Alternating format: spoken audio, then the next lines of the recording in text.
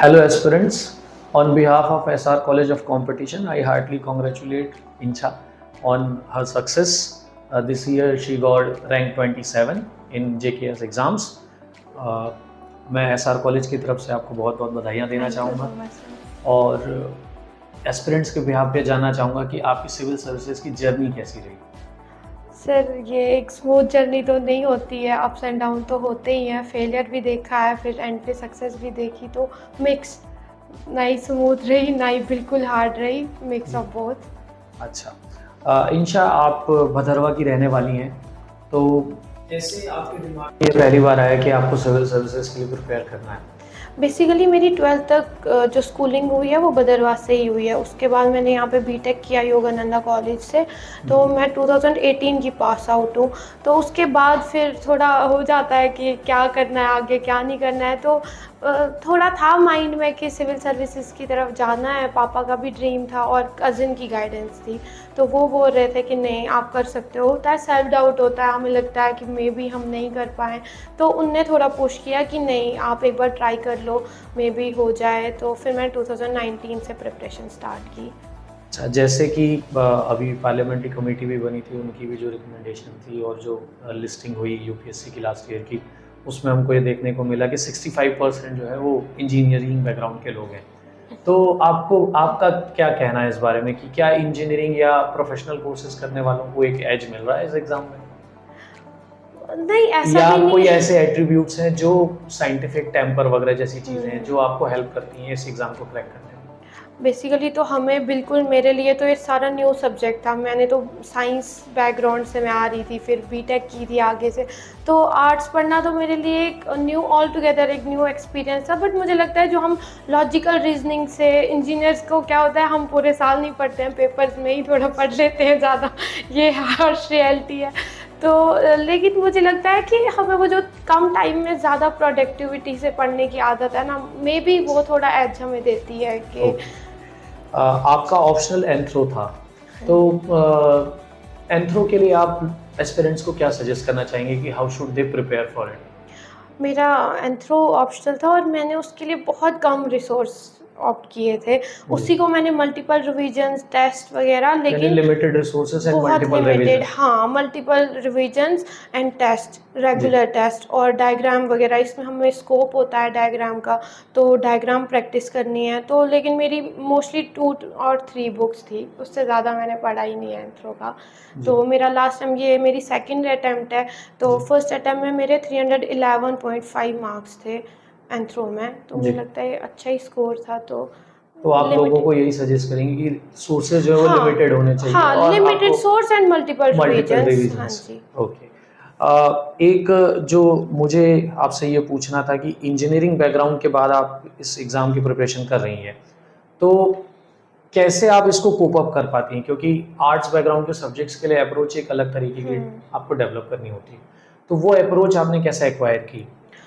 Basically मेरी self study थी, मैंने कहीं से कोचिंग नहीं ली थी। जी, तो मैंने घर पे ही बैठ के पढ़ा था। हाँ, आज इंटरनेट पे इतनी इन्फॉर्मेशन अवेलेबल होती है, अगर कोई चाहे तो। अब ज़रूरी नहीं है कि ये सब्जेक्टिव डिसीजन है, अब मैंने कोचिंग नहीं ली इसका ये मतलब नहीं है। हर एक को, किसी को ज़रूरत होती है कि वो ग्रुप में बैठ के पढ़े, या जब तक उसको कोई समझाए ना, वो तो उसको फिर ज़रूरी है। जी, मेरे लिए तो ये सेल्फ स्टडी थी। हाँ, मुझे जब तक ना गाइडेंस, मुझे कज़िन की बहुत ज़्यादा गाइडेंस थी। उनने मुझे बताया कैसे पढ़ना है, क्या छोड़ना है। बेसिकली जी, हम अगर पढ़ने बैठे तो फिर एम्पल अमाउंट ऑफ बुक्स है और वो कभी ख़त्म ही नहीं होंगी। उनने मुझे बोला कि लिमिटेड रिसोर्स रखो आपने, लेकिन उसको मल्टीपल टाइम आप रिवाइज़ करो। तो वही फ़ॉलो किया। फिर मैंने एसआर में टेस्ट दिए थे। जी। ऑल्दो मैं यहाँ क्लास स्टूडेंट नहीं थी, बट मैं यहाँ मेंस टेस्ट सीरीज़ की स्टूडेंट थी, प्रीलिम्स की भी और मॉक इंटरव्यूज़। प्रवीण सर ने भी बहुत काफ़ी हेल्प हेल्प की किया। है। हाँ, वो तो मुझे पर्सनली कॉल करते थे, नहीं आज आ जा, मैं पैनल में बैठा हूँ, आप इंटरव्यू दे दो। तो जी, एसआर की तो बहुत हेल्प रही है मेरी थ्रू आउट प्रिपरेशन ओके। में। एक जनरल डाउट रहता है बच्चों के मन में कि हमें प्रीलिम्स के लिए अलग स्ट्रैटेजी एडॉप्ट करनी होती है और मेंस के लिए अलग। हुँ। तो क्या आपने अलग-अलग स्ट्रैटेजी बनाई हुई थी या फिर आप दोनों को एक इंटीग्रेटेड अप्रोच में लेकर के चल रही थी? नहीं, ये तो बिल्कुल मुझे लगता है गलत मेंटालिटी है कि पहले आप प्रीलिम्स के लिए प्रिपेयर करो। मुझे लगता है जब आप मेंस देने जा रहे हो ना, आप या प्रीलिम्स में बैठ रहे हो, आपका 70% मेंस प्रिपेयर होना चाहिए। जो प्रीलिम्स एंड मेंस के बीच का टाइम है उसमें आप सिर्फ 30% कवर कर सकते हो। ऐसा नहीं है कि आप प्रीलिम्स दे के आ रहे हो और आप सोच रहे हो अब मैंने मेंस कैसे प्रिपेयर करना है। ये बिल्कुल गलत मेंटालिटी है। मुझे लगता है पहले आपको मेंस पर्सपेक्टिव से पढ़ना चाहिए, उसी में से फिर प्रीलिम्स आ जाता है। तो जब आपका वास्ट पर्सपेक्टिव होगा तो उसमें से फिर आपको इजी हो जाएगा प्रीलिम्स क्लियर करना। तो इंटीग्रेटेड प्रिपरेशन होती है, मेरी तो इंटीग्रेटेड थी। जी। इंशा, आप जो अभी के प्रीलिम्स देने वाले बच्चे हैं, क्योंकि कुछ ही समय बाद प्रीलिम्स है, तो उनको क्या सजेस्ट करना चाहेंगे कि कैसे प्रीलिम्स के लिए वो प्रिपेयर करें, दोनों पेपर के लिए, GS1 के लिए भी और CSET के लिए भी? GS1 के लिए तो मुझे लगता है इस टाइम अब शायद 1 महीने का टाइम है, जी, उससे जी। भी कम है। तो इस टाइम तो मल्टीपल रिवीजन, इस टाइम कुछ नया नहीं पढ़ना है। अगर मैं भी इस टाइम में भी अगर सिलेक्ट नहीं हुई होती, मुझे भी ये दोबारा देना था, तो मेरी इस टाइम यही स्ट्रैटेजी रहती कि मल्टीपल रिवीजन, अपना स्टैटिक स्ट्रॉन्ग करो, क्योंकि अब दिन ब दिन प्रीलिम्स बहुत डिफ़िकल्ट होता जा रहा है। तो मैं स्टैटिक अपना काफ़ी स्ट्रॉन्ग रखती। करंट अफेयर अपडेट करना है, मतलब अगर 15 अक्टूबर को है जी, डेट, जी। तो आपको 30 सितंबर तक का करंट अफेयर आना ही चाहिए, वो अपडेट करना। और टेस्ट, फुल लेंथ टेस्ट अगर आप जितने दोगे ना, उससे थोड़ा प्रैक्टिस हो जाती है, पता चलता है मेरा एक्यूरेसी कितनी है, एलिमिनेशन कैसे मैं यूज़ करूँगा। तो ये 3 चीज़ें, multiple revisions, test and current affair update. CSET को लेकर के लोगों के मन में पिछले 1-2 सालों से काफ़ी एक डर का माहौल है। तो आप उसके लिए आपने क्या मेथड्स यूज़ किए थे और लोगों को क्या सजेस्ट करना चाहेंगे? अब मैं इंजीनियरिंग बैकग्राउंड से थी, तो ये थोड़ा-सा एज था कि मेरा मैथ स्ट्रॉन्ग था। तो मैंने यूपीएससी के 3-4 साल के पेपर्स सॉल्व किए थे। मैं देख रही थी मेरा अगर सेफ ज़ोन में आ रहा है, तो मेरा वो 90 अबव आ जाता था स्कोर। तो मैंने उसके लिए एज़ सच इतनी कोई प्रिपरेशन नहीं की है। ऑल्दो अगर किसी को प्रॉब्लम आ रही है, तो एक बुक आती है मार्केट में जिसमें 2013 से 2022 तक के सॉल्व किए होंगे, उनने आगे सॉल्यूशन भी बताए होते हैं, उसमें फार्मूलाज भी होते हैं। तो जहाँ पे आपको थोड़ा वीकनेस लग रही है, तो आप वो फार्मूला देख के, मुझे नहीं लगता अभी JKPSC का यूपीएससी लेवल के CSET हो गया है, तो अगर थोड़ी बहुत उस पर की जाए मेहनत, तो इतना डिफ़िकल्ट नहीं है CSET। जब हम GS पेपर्स की बात करते हैं मेंस पर्सपेक्टिव से, तो ऐसे के साथ हमको 4 GS के पेपर्स देने होते हैं और हर पेपर के लिए आपको एक अपने लेवल पे पर्सनलाइज एक स्ट्रेटजी बनानी होती है।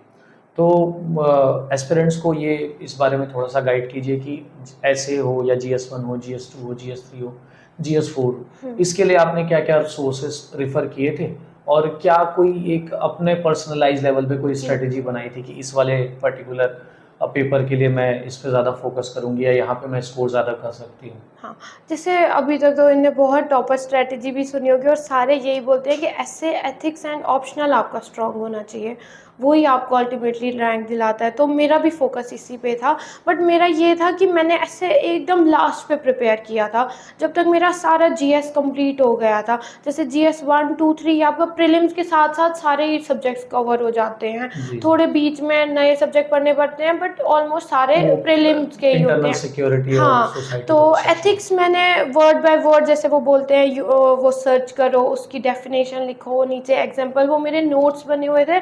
मेरी पूरी एथिक्स 15 या 20 पेजेस पे थी, उससे ज़्यादा मैंने एथिक्स ना पढ़ी है, उसी को रिवाइज़ किया।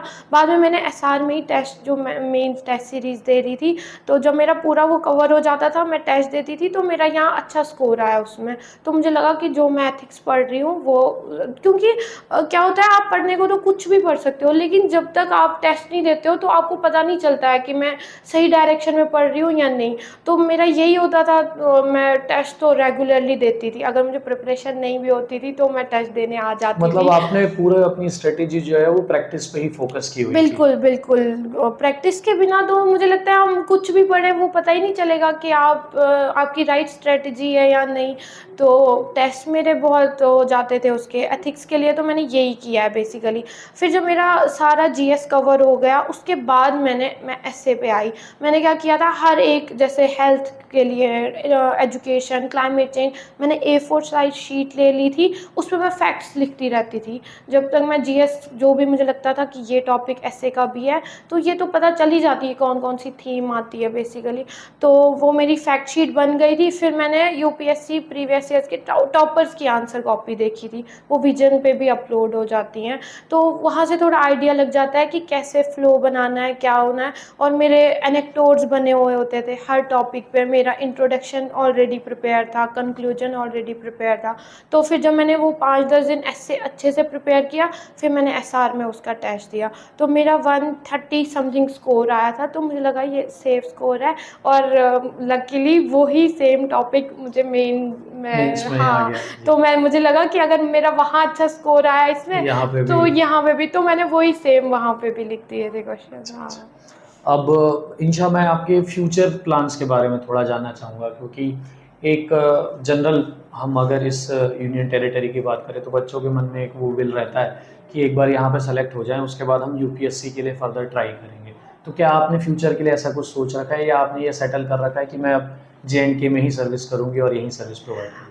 अब मैंने यूपीएससी की 2 अटेम्प्ट दे दिए हैं फुल प्रिपरेशन से, बट मेरा प्रीलिम्स क्लियर नहीं हो पाया। जी। तो फिर मैं फुल डेडिकेटेड केएस की प्रिपरेशन, मुझे लगता है अभी तो मैं केएस से सेटिस्फाइड हूँ, और मैं चाहती हूँ कि मैं अपनी स्टेट में सर्विस दूँ।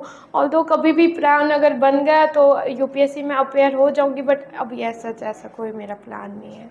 ओके। इस जर्नी में अगर आपकी फैमिली के अलावा किसी का गाइडेंस मिला है तो वो आपके कजिन है जो हाँ। ऑलरेडी सेलेक्टेड है।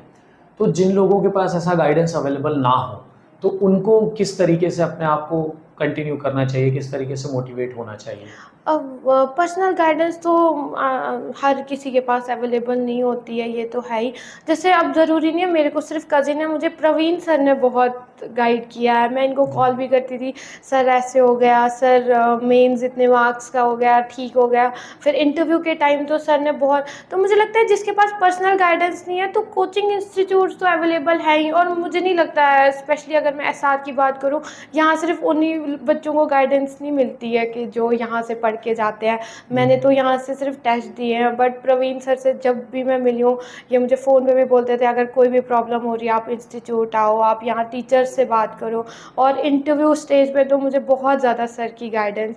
एक्चुअली मेरा लास्ट टाइम इंटरव्यू का स्कोर अच्छा नहीं था, मेरा 4 मार्क्स से फाइनल कट ऑफ रह गया था। तो मुझे वो डर था कि पता नहीं इंटरव्यू कैसा होगा, क्या होगा।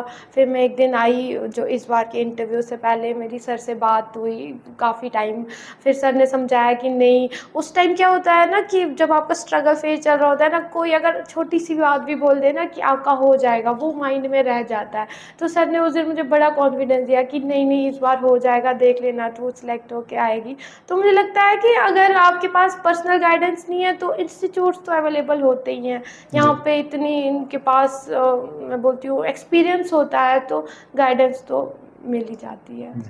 सो again on behalf of SR college of competition, मैं आपको बहुत बहुत बधाई देना चाहूँगा। Heartly thank you so much. Congratulation from our side, and best of luck for your future endeavours. Thank you so much sir.